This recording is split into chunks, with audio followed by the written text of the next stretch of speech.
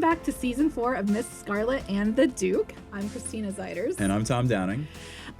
So I'm excited to get into the season. There's lots of new characters to talk about, lots of new energies. Locations, things happening. Like a whole new office for Miss Scarlet. Yeah. So if you love watching and listening to Postscript, join in the conversation. You can like, comment, and subscribe on YouTube at WITF Mosaic. Yep. At WITF Mosaic. Yep. Yep. And then you can also listen on your favorite podcasting app. Yes. Yeah. And if you like what you've been hearing and you want to see more of us and hear more about Miss Scarlet and the Duke, please consider becoming a WITF supporter. Help us grow our catalog of original arts and culture content by visiting witf.org/mosaic. And please think about giving a gift of support. Yep. A little bit goes a long way, and we appreciate any support that you give us. So should we get into Season 4, Episode 1? Yes. This one's called Elysium. Elysium. Right? Like the Elysium fields. So yeah. So we start out with Eliza as she's boasting to this reporter about how amazing, how busy, and how she's been running Nash Sons. Right, the office is bustling. She says, like, a woman no less at the helm of London's most esteemed private detective agency, and everything is like, it's just a whirlwind of activity around her. Go. Somebody interrupts her and is like, I need your signature. Yes. And she signs it, and the journalist leaves. And everything just comes to a stop. Because it's all a sham. They're all actors. They're all paid actors. Her entire staff has quit under her leadership. Yeah, they deserted her. Yep. Then she hands each of the actors a coin as they leave. Yep. The only person left standing is their accountant. Someone we meet who is a new character in the show named Clarence. I don't know. Did we find out right at the beginning? Because I don't know his last waiting name. For his name. I do not hear his last name. His name is Clarence. Yep. And Eliza is very optimistic. She says, this is not a problem. No. This article in the Illustrated Police News will bring in more clients, and business is going to pick up. And Clarence is not optimistic. No, he is at understandably all. worried. He says that paying actors is not a good financial strategy. He is protesting very much so. So she just leaves and closes her office door in his face. And so that's the end of that. So that is the cue to our intro. Well, I do want to point out that right before that, she does look a little bit worried. Yes. So she's not fully confident. But yes, she closes the door. And cue the intro music. The intro sequence is basically the same as a previous season. Same. I'm wondering, since we're watching before the season actually launches, if they'll update that. I'm not sure. We get access early, so maybe our version doesn't have an updated intro. Right. So we'll see. I don't know. We will have to see once it actually launches, and I can watch with my words again on the screen. I will be so happy. Yeah. So we have the intro. After the intro happens, we cut back to Nash Sons' office, and Clarence and Eliza are looking at papers, and it's the financial situation. It's not as bad as Clarence thought. It's worse. It's worse.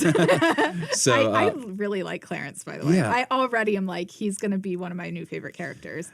Yeah. But yeah, she said the story will bring us more clients. And he goes, we have no clients. Yeah. And because they don't want their cases handled by a woman. And I like that she points out that is a matter of biology, not fault. Yeah. And that all of her employees, Mr. Nash's men, either left after lunch and never came back, or would just come and go as they please. Which she didn't. She obviously was very vocal against that. Right. So they all left. Yeah. So Eliza ponders everything that Clarence is saying, but she's generally dismissive at this point. So we take that location. We cut to Scotland Yard. Mm-hmm. So where Eliza, this is a really she's got like nothing going. She's got nothing going on. But on the flip side, Scotland Yard chaos is bustling. Chaos everywhere. So yeah, we're doing like an over the shoulder shot as we're following William into the Scotland Yard and past all this activity that's going on. And this is where we find out that Scotland Yard has actually expanded its jurisdiction. Right. They have more area to cover. Yep. And no additional police being added to the force. So we find out that all leave is going to be canceled, and there will be mandatory overtime, which, really is great for overworked police staff. No, William's men are not happy about this. No. And this is where I had a note that neither Eliza nor William have good boss employee tact, because they're like, nope. And so Nope, we're this is just how it is. When Eliza did it, everyone that she had left because they just could. When all of William's men, they're kind of just forced stuck, to do it. So all the guys kind of file out, and he pulls Phelps and Fitzroy aside because there's been a shooting at the Temple of Elysium. Yeah. Which is where the title of the show comes from. Right. And Phelps and Fitzroy are such great foils for each other. Yeah. I just really, really like their dynamics. Sorry, just an aside. No. Throughout the whole episode, it's really great. Like I took note of that too. They're starting to call each other by their first names. Oh, yep. Yeah, and I was just like, are they friends now? Like, all Fitzroy had to do was just punch him in the face, and now they're friends. And Phelps is always referring to him as son after this too. So it's kind of a little bit of a it seems much better. So some time has passed. They have become friends. Yes. But Fitzroy is such an innocent, just. Yeah. He's not of the police world. He thinks this is a theater. And the Temple of Elysium. The Temple of Elysium. And I'm like, okay, fair point. There is some acting happening at Elysium. Phelps is like, no, son, it ain't no theater. And he just kind of grins knowingly. And so we cut from the Scotland Yard to Elysium. Yes. So it's the temple. It definitely seems to be a brothel from like. There is a woman dressed like a Greek goddess coming down the stairs. I think she's in red though, like Scarlet, which Interesting. Yeah, she's not in the traditional white gown. Yeah. And she greets Fitzroy with a "Hello, handsome," and he looks very uncomfortable. He's very uncomfortable in this situation. So they're Phelps and Fitzroy are there. They're conducting an interview, and the madam wants her girls to go home because they're all stuck there because they have to give testimony. Right. Well, apparently the police had already been there. Yeah. So they're stuck there. They have to give testimony again. So she's very annoyed because they've had a long night. And she's also, the madam is very insistent that it is not a brothel. It is an elite gentleman's club. Right. And the punters aren't punters. They are gentlemen callers. I had never heard that word before. I had to look it up. Okay, that's probably. It's basically clients. Yeah. Yeah. Okay. So we find out that Phelps is off to a really bad start too because he calls it a brothel. He refers to the punters. He's very annoyed by him. Yeah. So we find out that the held her watchman at gunpoint. Demanded that the watchman tie himself up. And then which doesn't seem very secure. Why would you let me tie myself up and wow. Well, now I can't move. How did I made this knot? I can't unmake the knot. Suspicious. So the watchman untied himself because he could, and then went outside calling for help instead of protecting them directly. Right, he was supposed to tackle the gunman and protect the girls. The madam's not happy. What he's paid for. And so Phelps asks for the description of the gunman, and the madam says that the gunman had a black scarf covering his face, shabby cloth cap, overcoat, average height, fair hair, like blonde hair, and blue eyes. She turns her attention to Fitzroy. He is visibly uncomfortable by her stare. So then Phelps asks to talk up to her punters. He still says punters at this point. And Madam says they all left, and she reassures them that there is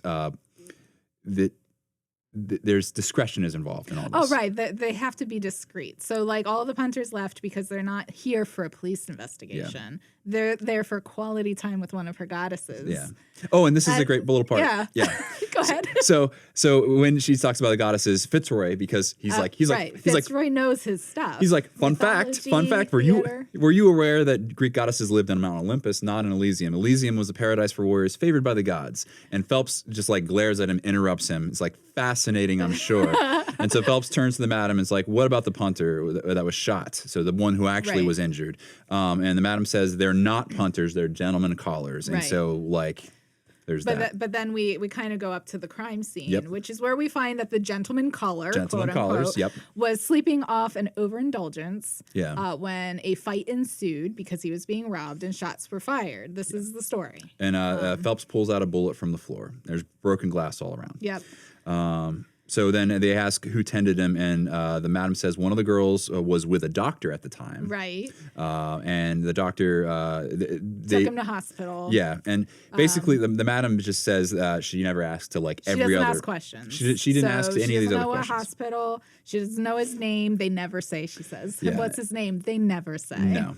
And so gentlemen come here for a good reason, she says. And Fitzroy says, Fitzroy's adorable. He says, there is never a good reason to be unfaithful to your wife, madam. And Phelps just looks at him and says, let's talk again when you're married, son.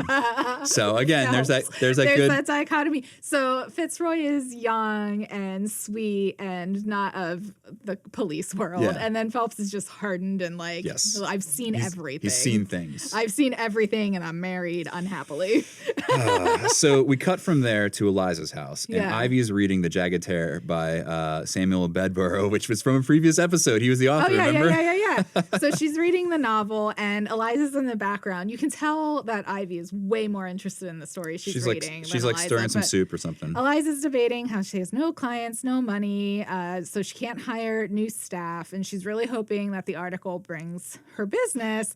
And she's like, "Are you even listening?" No, and I'm like, "That's what you get for teaching Ivy to read." She's like, I just got to. Yeah, she says, Eliza complains that I'm always reading like the law books and stuff like that. Oh yeah. You're the one who told me to read novels like a normal person instead of law books. And she has like daggers coming from her eyes. I just love Ivy. And we should all remind everyone who's listening that Ivy has like basically a photographic memory. Like things that she reads, she remembers. Yep. Ivy is so smart. I'm so excited to see where this goes. Yeah. Spin-off series with just Ivy being a detective as well. So Eliza, yes, but not all the time. She doesn't want her reading all the time. Ivy says, here's some biscuits, which are cookies. Have some biscuits. Yeah. But she also turns her attention to Eliza. She is a good mommy figure. And this is where Ivy asks, what about Moses? Right. So there's a whole lot to unpack in this conversation. Who can get you some business? So she goes into problem solving mode. She mentions Moses. And I'd say from this whole interchange between the two of them basically catches all of us viewers up on what's going to happen in this episode, because what's here? Are we expecting this? Are we not expecting this? So we basically, our hopes and dreams that Moses is going to be. He's at least not in this episode for sure. He's off in Paris, and he seems to suit him well, she says. And sorry, Christina. Yeah, I know. I am so sad. I hope he's back in future seasons. I really do, because I have not had enough Moses. Then Ivy kind of switches tact and says, well, what about William? Have you talked to William? And then Eliza says, no, I can't ask him. And Ivy's like, why? And Eliza says, oh, things aren't quite the same since Arabella. And she says that she Ivy's like, but that's over now. Yeah. Yeah. So we're reminded that is past. Is ended. He's available. And Eliza says, well, yes, but we haven't seen each other for a while. And Ivy's like, why not? And Eliza says she's been busy.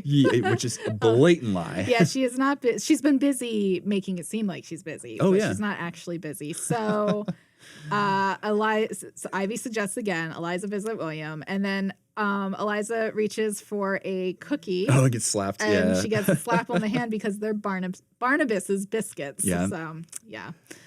Barnabas Potts, the coroner, so which Ivy is still with. Still seeing Barnabas. Not married, but still with. Ivy says to Eliza to go and see William. And so she does. So Eliza has a resigned sigh, and that's it. So we cut to, since we just talked about William, we do that thing. Scotland Yard. It's, again, still super busy. Super busy. And Eliza is there in his office waiting for him, per usual. This is just how she meets him at Scotland Yard. And when he walks in, she goes, you look tired. Oh, I love this interchange. And then he says, you look beautiful. I was like, he's so tired that he's just nice. She's wearing a pink dress. Eliza is a little bit flustered by this. She says, oh, thank you. And she's kind of at a loss for words. Yeah, this is unusual. And also, this was in the trailer, but I thought it was crafty editing. So I was a little surprised that it actually was that that was the exchange. So I was like, oh, it was real. They weren't trying to just bait us with this. It's legit. This actually happened in the episode. It's canon. So William rightly asks why she's there. Why are you here? So, and Eliza just lies through her teeth. Right. She said, well, first she said she was just passing by to go to dinner with someone. He's like, who? And she's like, you wouldn't know him. And he's like, because that doesn't exist. And she's Eliza's like, I just frustrated. thought I'd pop by. And he says something along the lines of, you do not pass or pop, you premeditate. Oh, I love that line. It is so great. William says that too busy, like he's just too busy. And Eliza says because of the expansion of Scotland Yard's jurisdiction, and William finds out that she was reading his documents. Right. He should assume she's in his office. She is reading everything on his desk. And we get to the point where William says, yes, because there's all this back and forth. And he says, yes, Eliza, I know what you're saying. I always know exactly what you're saying, even when you're not saying it. Good night. And he ushers her out. Yeah, because, she offers to help him because she has a large team of men. She doesn't really have a large team of men. Which is what she really wants. And so that's what, there it is, the real reason you're here. And yes, and he ushers her out. So we flash back because there's been a shooting at Elysium. Yes. We flash back to the hospital where Phelps and Fitzroy they found the victim. The gunshot wound with the help victim. of a nurse. Yes. But unfortunately the patient is under a lot of laudanum. Yep. And so he's completely unconscious. And Phelps says, well, we'll have to come back later. And Fitzroy's like, no, but I know who that guy is. Yeah. Oh yeah, that's the surprising thing because they're gonna have to come back tomorrow and find out who he is, but like Fitzroy knows because he's seen him with his father. Yeah. He is a government minister. Government minister. And this is where I noted that Fitzroy called Phelps Charlie. Oh, I'm like, are they? They're being friendly. Friends. So we have this revelation that Phelps or Fitzroy knows who he is, and then we cut from there to the morgue, and we see William walking in past all these carts with bodies on it, and Barnabas Potts, the coroner, Ivy's love interest, is there, and he says we're bursting at the seams. And I make a note that his boss is disgruntled with the increased workload. He mentions, Barnabas really cares about how the appearance of things and being busy and meeting people. Affluence is important, and doing his job well too. So it seems like everyone is busy except for Eliza. Yeah. So like everyone is like super busy. Eliza is super not busy. Just waiting for somebody to ask for her help. So this is where a weird thing happens because at the coroner's office, they're interrupted by Fitzroy's dad. Right. I was like, is that Fitzroy's dad? It's Daddy Fitzroy. Yeah. So Potts is, of course, honored to have Fitzroy Sr. there. He's like... But Potts leaves to let them talk to each other. So William and Fitzroy's dad have they have a delicate matter to discuss, according to Fitzroy Sr. There is a delicate matter. So the man that was shot at the brothel is from the Home Office, and he wasn't the only gentleman of influence there. Yeah, so the problem is the delicate matter is that the items that were stolen at the brothel have inscriptions and could be identifying and could be very compromising. Crests, and these gentlemen often have wives, and this could be a really bad thing. Yeah. And, they're high ranking, so it would be best for the public not to know where these items were recovered from. So Fitzroy Sr. tells William that no matter, William's busy with everything, but he's like, drop everything. Right. He's like, this is your priority. This is the Home Office's priority. This one case of not murder. And so this is a reoccurring thing that William keeps running into is that like there's doing his job right. And then there's the people the powers that be. Yeah. So he dictating. Just once again says yes, sir, reluctantly. Yep. And so we cut from that to the morning in the hospital, and William is interrogating the shot man who is now awake. Yes. And the man combatant. He won't help at all, and he says that he received his gunshot wound in a hunting accident, and that's what he's told his wife, and that's what he will tell anybody who asks. Sure. Uh-huh. So that's all we get, and we cut from there. We cut from there to the street, and Eliza is running across to get a copy of the Illustrated. The Illustrated Police News is fresh off the press because she's expecting that interview she did with Gravely, who was the story that's going to solve everything. And she walks into Nash Sons, which is now her new office. She's excited, And Clarence is the only one there. And Clarence basically just rains on her parade and says that he's already checked. There's no article. And she canceled their ad account. with the illustrated police because news. otherwise they would have prioritized her story. But she canceled their ad account and instead decided it was a good idea to hire paid actors. You know what? I think she should have listened to Clarence. I think so. And this is Eliza asks, rightly so, why haven't you, speaking to Clarence, left with the rest? And this is where we. So I don't know. She should be grateful, as he points out. I was from Clarence's perspective. But this is where we get an insight into Clarence's character. Right. And I don't know whether, we find out more about him later in the episode, but he does seem genuine when he says, I am not a quitter. Yeah. So he is not a quitter. And he's there for the long haul. Yep. And so we learn that. We cut to Elysium. Again, this is the brothel or the gentleman's club. The elite gentleman's club. William is talking to the madam and about how, police are bad for business. And the madam... He wants to wrap this up as quickly as possible. I'm sure she does, too. And this is where we find out that the madam has her own people out looking. She already has... She has an investigation going. Yeah, she's going to... And she wants to find these people on her own because she wants to keep it all very hush-hush. Right. And she also knows, she kind of strong arms William into just letting her do this by saying, I know that Scotland Yard is in shambles because when the men have had their fill of drink and women... They like a little chat. Yeah. So she is privy to a lot of things. knowledge. And she also knows that the powers that be have kind of put their thumb on William to get this done. Yep. So we leave from there and we go to Scotland Yard. Right. And Fitzroy meets William in the hallway with the files for robberies for the past 3 years, I think it was. There's over 2,000 folders of documents. And so William snaps at Fitzroy, but then feels bad about it. And Fitzroy says, we're going to need more men to go through the files. And there's a pause.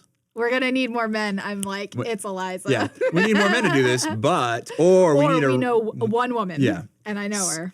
So great edit. We cut right to Nash Sons. Busy again. Yep. Eliza's expecting him. Bustling. Lots of actors. Clarence. I think it's Clarence that asks her to sign the file. Again, and he gets it right this time because the first time it's like a whole script. He said case investigation. Yeah. She's like, it's either case or investigation. Yeah. And so she was tipped off that William was going to show up because he wired ahead that he was going to be there. So that's why there's all the hustle and bustle.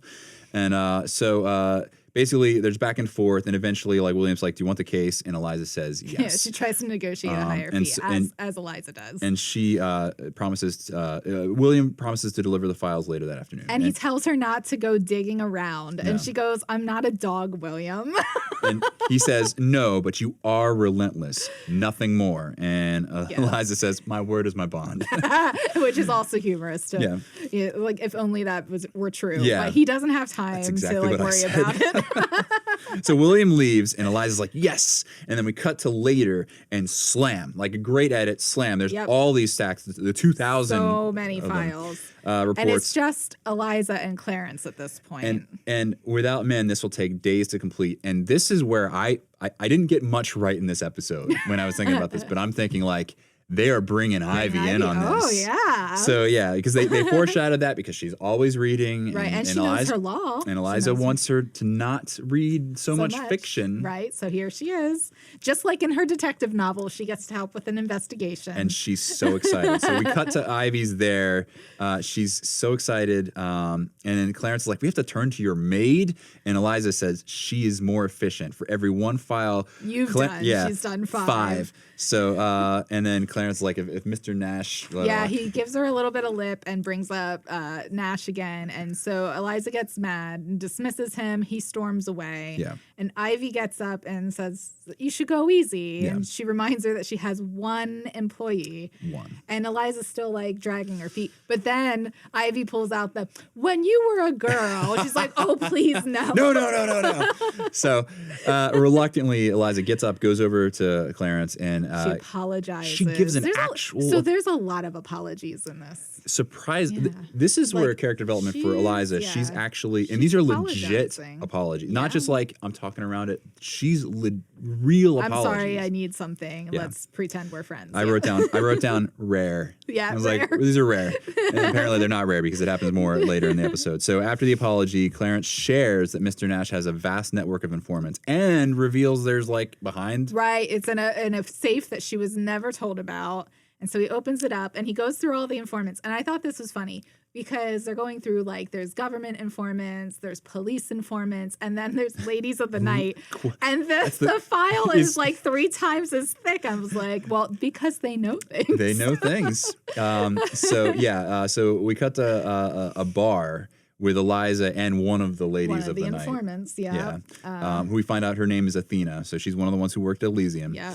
And the lady remarks, Athena remarks that the copper that came wasn't so impressed by Elysium. And then speaking about Fitzroy. She talks about how he informed them that Elysium was where like the warriors or the heroes would be in Greek mythology. And so Eliza confirms exactly what, and she exactly expands on it because they are very much same person. in the same. Yeah. So, and I made a note they would make such a good pair. Which, they would make a really good pair. Like that's when they brought him in, I was like, is this because he has eyes for her too? He admires her more than has a crush on her, but he admires and has a crush on her. There's potential. Sure. Again, there's options in the future. They need to keep some options open. So we get the revelation that the thief description, the description of the gunman was all wrong. Yeah, he was tall. He had brown hair and brown eyes. Which at this point, I'm thinking the madam said because she wants to catch him first, and she was setting the police off. She was trying to like throw him off the scent. So and we find out that the madam's name is Madam Hera. So again, another Greek thing, and so. And if you cross Hera, much like in Greek mythology, you pay. Yes, very good point. So this is how Eliza finds out that the watchman was fired. And his name was Dimitri. And so then we cut. This is an interesting thing. We cut from the bar with Athena to Solomon's Emporium. And but he's good at tracking people down. He is, and he knows things. Yeah. And he always, and for a fee. Yeah, you have to buy something. Yeah. So, but he's not there. No. Another regularly occurring character gone. I'm like, what are they doing? Yeah. And so there's a new Solomon who is not, and I have Moses's replacement written here because it's. Potentially? I think so. That's possible. I think so. So either the actor who played Solomon is moved on to different work. Right. And they brought this in. But the fact that Moses is gone for this season, I think new Solomon might fall fill into that role. The void. Yeah, that was my thought there. That's possible. We'll see how he develops because it's a little awkward at first. we didn't get his name, right? I don't think we did. No. I'm just going to call him New Solomon for this episode. New Solomon is good. Yeah. So Solomon's in Jamaica. Old Solomon. New Solomon is keeping shop. And New Solomon is his nephew. And this New Solomon is like, I have no idea what you're talking about. This is just a shop to buy things. Yeah, here's this golden butterfly. Look at this golden butterfly. Eliza calls him out, offers to, and eventually she's like, what if I buy one? Yeah. I'll wrap it up for you. What if I buy 2? What if I buy 3? And then suddenly New Solomon has info. Watchman, you say. Oh, yeah. So not much has changed there except New Solomon. New Solomon knows exactly how to work Old Solomon's way. So we cut to outside of Solomon's Emporium, and Eliza is interrupted. Basil Sinclair. Yeah. Basil Sinclair. Basil Sinclair of the Illustrated Police News. Yeah. He's hurt that she went to Godfrey, this other reporter. Right, an underling, essentially. Yeah. But he knows. More importantly. That she lied about how how everything is going. Yeah. And he is going to write the article based on truth. And so he's blackmailing her right now. It's an outright threat. He whistles. The way the scene is set, he whistles for a carriage that Eliza was going to get. Mm-hmm. He takes it and he leaves, and he leaves her standing there all alone. Yep. So like this is just keep that in your mind. He's a jerk. Okay, so we cut from there. There's that peril. There's peril hanging there. So Scotland Yard, they're interrogating all the wrong suspects because they have a whole line of suspects. They have a lot of people there. And they're all like they're all blondes, and they're all the wrong. They're all blonde the wrong. Hair, blue eyes. Yeah, fair. Okay. So, Eliza's there, though, with a mission. Yep. She has to confess that she lied to William before William reads it in the Illustrated Police News. Yeah.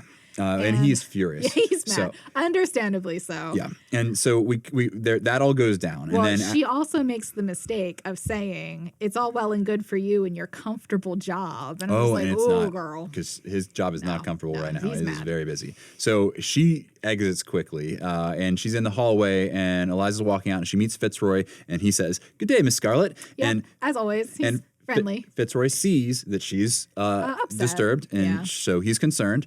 And Eliza is walking out dejectedly, and she stops, and she turns around and says, "You're on the brothel robbery." And Fitzroy goes, "I am," because he doesn't want to say yes or no, and she just says, "Good, I have info to share with you." And so they switch to the interrogation room. Yep. Eliza tells Fitzroy the description that Madam. It's all wrong. Yep.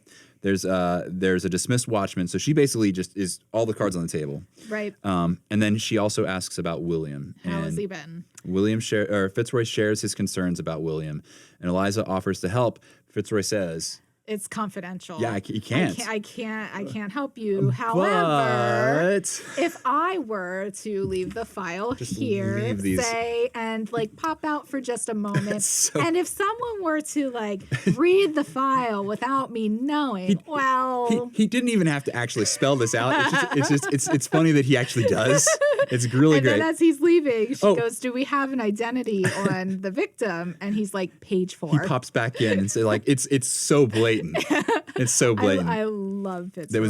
It was such a fun exchange between the two, and also shows that Fitzroy is loosening up a bit, or at least in regards to when Eliza's there. He trusts Eliza completely. Yeah. She earns the trust of a lot of important people in her life. And she's amused, and she's also a bit surprised. And so that's a really great scene. Love that scene in this episode. We cut from there to the hospital, and Eliza's there. Snooping around the room. She's in the victim's room. He's still knocked out with laudanum, totally again unconscious. She's even checking his wound. She's picking up the covers and everything. Yes. And a nurse walks in and asks Eliza, "Why aren't you in your uniform? Yep. These clothes were supposed to be incinerated. Take them to the basement." But instead of rolling with the misunderstanding, where I thought she would, I thought she was going to wind up being dressed like a nurse, she tells the truth. I feel like it would have been smarter because she would have had more time to investigate. But she gets booted out. She tells the truth. Yep. She says, "Please don't say you're a what," and she gets booted. Yeah, and she's out on the street. She didn't get much. We cut to Scotland Yard. A parade of blonde suspects now are getting brought in. Yep. Fitzroy meets William and tells him about brown-haired, I guess. No. He doesn't. Another round of men are. Sorry. Yes. Yes, that's right. That's right. No, they're blonde suspects. Yeah. Because they're still wrong. They're still wrong. Fitzroy meets William and tells him about the description lie, and so there's that. We cut from that to Nash Sons. Now Clarence is there, and Eliza asks, "Where's Ivy?" She's gone to make dinner for someone named Barnabas. Right, and she's taken some files home with her so she can keep working. She's going to stir the pot and keep reading.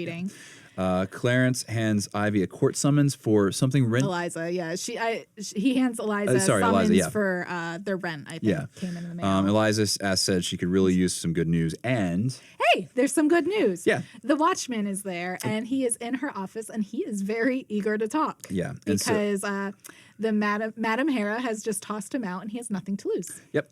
And so he also shares that... he didn't see the gunman leave the brothel. And there is no other There's no back entrance. There's no entrance. Upstairs, there's a secret way in and out. He's heard. He doesn't know where it is.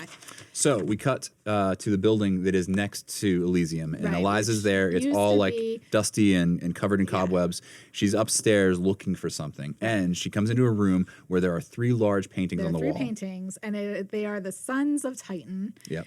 It is Zeus, god of the sky, Poseidon, god of the sea, and then there's Hades, god of the underworld, which includes Elysium. Yep. So she's like, well, the button's somewhere here. Yep. So she presses on Elysium because, of course, Elysium. Yep. And that's where the door opens up. It enters into a wardrobe in Elysium. Yeah, it's a Narnia closet. It is. I was thinking the same thing. Yeah, Mr. Tumnus. Here we are. She walks through the Narnia closet. So and she winds up in the bedroom where in the brothel where the bullet hole was in the floor. Right. And so this is the exact same room where the shot took place. Right. So at this point, we kind of transfer downstairs. Yep. Where William obviously is with Madame Hera, asking her, he went to question her, and he finds out that everything that was stolen was recovered. Yeah. It was just conveniently returned, dropped off on her doorstep. Very suspicious. At this point, I thought that she had found the thief herself, but there's more to the story. Yeah. So she wants the case to be closed. William says the case is closed when I say it is, and then there's this back and forth, and he basically insists on logging all the evidence. Your superiors want discretion, and this is the opposite. She points out, and William says a man was shot here, and Hera says last I I heard your minister was shot in a hunting accident. You know, like that's what he told his wife. He won't be going hunting anytime soon. At this, William grimaces, which he does a lot. He grimaces a lot, but then we cut back upstairs. It's just his face, Tom. Okay. So yeah, we kind of float back upstairs. Eliza goes back through the Narnia closet. Yep. And as she's picking up her purse in the exclusive gentlemen's club, the old exclusive gentlemen's club, the other building, she makes another discovery. And she picks up something out of the ground, and it's another bullet, and it's got some cloth on it. I didn't really get a good look at it because it didn't look normal, but it's because it had the cloth on it. Yeah, it had some fabric on it. So we cut to Scotland Yard. It's William's office. Eliza walks in. She's got a new discovery. He's not in the mood for her, but she says, "I know who the gunman is," which is like, what? Well, okay, please share. This is a jump because I was like, I have no idea at this point. How would she know? Sometimes I do, but I don't. William is intrigued. Eliza shares the fact that there's a hidden door. A bullet from the floor has the minister who was shot fabric from his. The piece of fabric matches the piece that was missing from the pants that she saw at the hospital, and that she were stole to be incinerated. Yeah. So she got booted out, but we didn't see that she actually. We didn't steal that. I don't know how she stole it, but she's Eliza. She's able to do it. She got in there again or something. The drum roll is that the gunman fabric is the victim. Yeah. So the minister who was shot was the gunman. Yes. And William is just like, he's so confused about how it would be the minister. But I wrote down, Eliza knows that powerful men are full of poo. So she is not surprised. That's a quotable moment right there. So we cut to the minister at the hospital. William and Eliza and the minister are all there. And the minister is in, we find out that he was in poor financial state. He was robbing the place, the brothel, to get money to rise up in the ranks. And he chose the brothel because he knew that nobody would want to admit to being there, so he could get it's the perfect crime. Sell it all, and everything's fine. But he tripped on the way through the Narnia wardrobe and shot himself in the leg. Shot himself in the leg. It was because he heard the gunman shouting for help. Oh, which is interesting. Yeah. So he heard the gunman shouting for help. No, the watchman shouting for help. Yes, the watchman shouting for help. He tried to run through the wardrobe and tripped, shot himself in the leg, and he didn't know what else to do, so he confessed everything to the madam, and the madam was just like, first off, livid, like super mad at him. But she's going to take care of everything. But she was going to handle everything. And she had all the stolen goods the entire time. She returned all. Them. So we cut to Fitzroy Sr. Daddy Fitzroy. Says that the minister Delaware, who was the person who shot himself and who was will resign and go away. And William just like this with the sparkle fingers. So you'll just go away. Yeah. So William shares that Scotland Yard was stretched too thin, and Fitzroy is not supportive. But then William suggests that Fitzroy Sr. this case as leverage. Yeah, to negotiate to reduce the stress. Which Daddy Fitzroy isn't pleased about. He's appalled that he would even suggest blackmail, but he can't fire him because everything's in shambles. Yeah, and so Fitzroy Sr. says, "Keep your mouth shut, understood," and William says, "Perfectly, sir."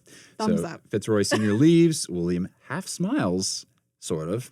And maybe it's just his face, but there's a little bit. It's a grimace. Yeah, so there was a grimace after the smile, so it's a combination. Then we cut to Eliza's house. Eliza and William are having late night drinks and catching up. So Eliza asks William if he would like her to have a word with Daddy Fitzroy. Yeah. And he laughs. And she's like, "It's nice to see you smile." It's so adorable. Yeah. It's so cute. Yeah. She apologizes for lying to him again. Again, another apology. Yes, that's genuine. Genuine apology. Eliza says that she tried, but Nash's men just saw her as bossy.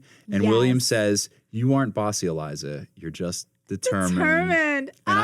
William, you have all of the right pieces. Put them together correctly. In my notes, I have written, "Aww," because it's good. Cute. Eliza says William is just saying nice things, so she'll pay for dinner tomorrow. Right. Where we find out that the dinner every last Wednesday of each month she wants it to start up again. Yeah, they want to restart it. He said, "I wasn't aware that we were due to dine." Yeah. And so she dismisses him. She says, "Go home and rest." And he goes, "I take back what I said. You are bossy." Yes. Which they were going to have a moment. They were having a moment. I was like, is she going to ask him to stay? she suggests he leave. He stands up, and then exactly like that. I was like, is there going to be a kiss? There's no kiss. No. So will they? Won't they? There's going to be lots of moments where I was like, I'll just do it, but they can't. And so William says, "Good night, Eliza." He turns to go. Eliza says, "Good night, William." And as he's on his way out, he says, "Good night, Ivy," because Ivy's there. "Good night, Inspector." And Ivy has a case file in her hand, right? Because she found something else. I had forgotten about this completely. I was like, home. everything's all wrapped up tight. Yeah, right. This is the end, but no, this is what they do every episode. We always think it's the end, and then there's more. There's more. So it's not the file she has is not about the gunman. No, it's completely unrelated to this someone case. else entirely. So, but she might be interested. We cut to Nash Sons, and Eliza confronts Clarence. Yep, she knows why he didn't just leave now. It's not just that he's not a quitter. No. It's that he was an associate to 3 criminal gangs as an accountant. He has a criminal record. And he wasn't so good at it because he also served time for taxation fraud. And Clarence says, Mr. Nash hired me when no one else would. So. Well, see, and this ties it together. Like Eliza and Nash both have this this want to help people who maybe society has frowned upon or isn't willing to help. Which is another reason why. They have something, and they have a very big thing in common there. Yeah, and so that's another reason why they might wind up together. We'll see. But anyway, so Clarence is forever grateful to Nash for that. So Clarence and is going to. He assumes he's fired. Yeah, he's going to leave, and Eliza says, "No, don't." I'm not perfect either. No more comparisons to Mr. Nash, and so Clarence says she's going to try and be more accommodating. Yeah. And he said, go ahead. No, you were doing Clarence says, "So we're stuck with each other," and they are. They kind of both smile and look out. And Eliza says that they're gonna make the agency successful again. Clarence looks determined along with her. He's not a quitter. No, he's not a quitter. So that is true. And this is mark this. This is the season goal. Like the goal for the entire season 4 is that Nash and Sons will become successful again. Right. They are going to rebuild Nash and Sons. So, and then... And by the way, Athena stopped by. Clarence shares with Eliza that Athena, So this is still not the end. No, but wait, there's more. There's also some interesting information. And so then we cut to the outside of the Fat Goose Pub. And Basil Sinclair walks out. Yep, and he looks smug. He just finished his story about This is what I forgot. Agency. I was like, it's all wrapped up, and I forgot that Basil was going to drop the story that revealing. So we find out, thanks to Athena, that Basil Sinclair was one of the Elysium punters. Patrons, clients, whatever you want to call it. Yes, gentlemen callers. And he happened to leave Athena, or lose his watch. Right, returned with his name on watch to Eliza to give back to him. It's engraved. It was a gift from his wife, but senior correspondent's not engraved on there. Oh. And so she says, the watch has already been logged as evidence. So which I don't know if that's true or not. Yeah, it could be a lie. We're not sure. But she definitely has that on him. Yep. And Basil, even though he had the story written, it was in his pocket. He hands it to her. She just tears it up. And this is the parallel with earlier because when Basil was with her, earlier he took the cab. This time Eliza flags the cab, gets in it, and is going down the road. And Basil, I was going to say hightails it out of there, but it's slow. Basil is the one He's left alone in this time, left and in the dust. Yeah, it's she smiles as she's in the carriage leaving, and that's the real end. That's the real end. The real end of the episode. With a bow on it. It so was perfect. Great. It's so great. A lot happened once again. Excellent first episode. Yeah. They covered a lot of ground as they always do. Lots of new characters. Yes. I'm excited about Clarence especially. Yep. I'm interested because you mentioned New Solomon. I'm like, maybe that is the hole they're trying to fill with him. I am going to guess that there's going to be an episode with him. I thought you were going to say, I guarantee. I was going to say, I guarantee there's going to be an episode. Right, there's going to be more of him for sure. Specifically, and it's going to be kind of like a Moses-esque episode, I'm guessing. Okay. That's my prediction. I'm excited about that. I'm excited to see how they do that. So we'll see. So, yeah. Maybe I'm wrong. Maybe I'm wrong. You could be completely wrong. I'm still hoping for Moses to come back. Yeah. So. Which might, hopefully so. So, all right. So thanks again for listening or watching Postscript. You can find us at witf.org/mosaic, and we greatly appreciate any gifts of support you may have for us or WITF. Or the other Postscript podcasts. Yes. Anything that you want to give to. Excellent. Great choice. Thank you. We can't wait to hear your thoughts on this season. So email us at ps@witf.org, or you can comment on this week's shorts on Instagram at WITFORG. Or you can leave a comment below this video if you're watching us on YouTube. Yep. Shout out to our production team behind the camera. Jon Ferreras and Aimee Bealer are helping make this possible. Thank you so much. Yep, and so we'll see you next week for episode 2 of season 4. I forget what it's called, but I'll remember it for next week. Looking forward to it. See ya. See ya.